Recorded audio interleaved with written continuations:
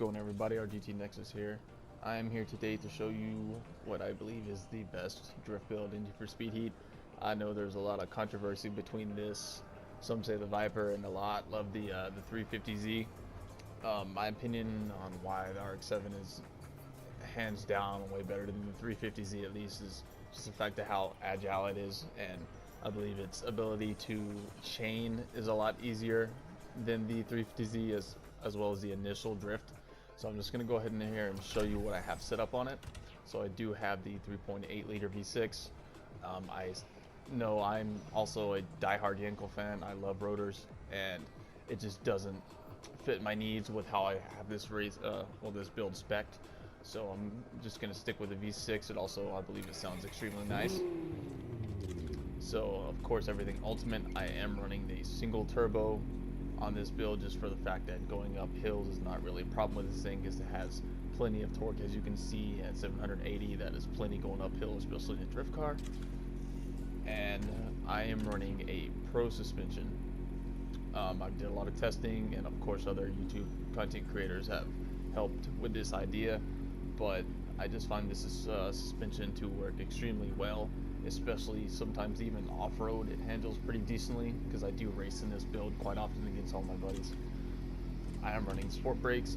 I know a lot of people run sport brakes on race builds, but on drift builds it's especially nice because at least in my opinion, I feel that it allows you to chain without your car locking up as much, especially in rain, because I do believe that 100% that rain is a physics part of this game that actually affects the way you drive.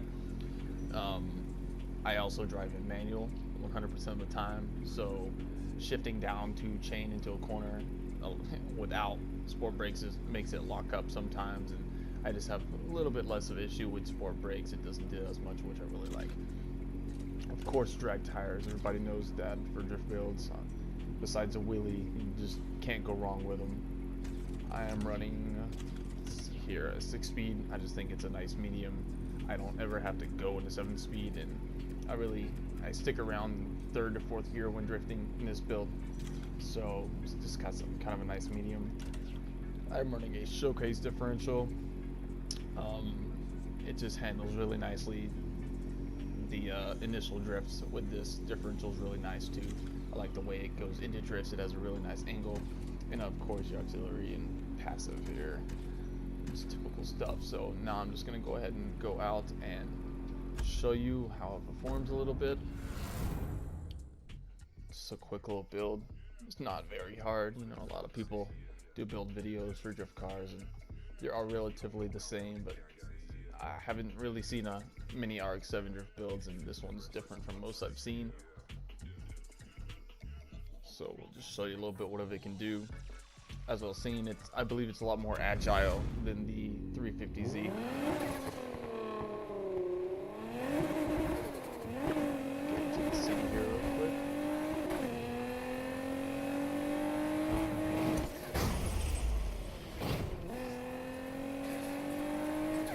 I also believe it handles a bit better than the 350Z. As you can see, getting to drift is not a problem. I do use brake to drift.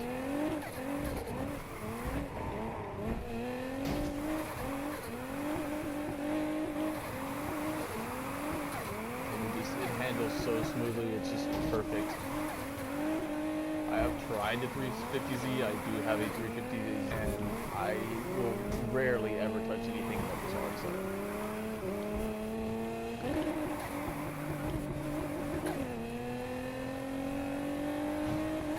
Coming out of high speeds into a drift is extremely easy.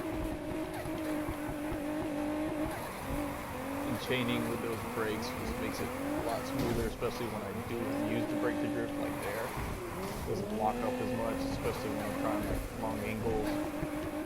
It's just really nice. It's a really simple build. I don't think a lot of people understand how great the RX7 is. A lot of people really praise the 350Z rightfully.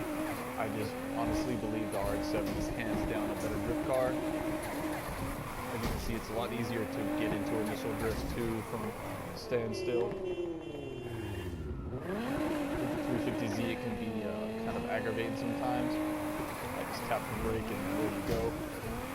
So it's extremely easy to get into its first initial drift, and then chain in from that. It's just a breeze.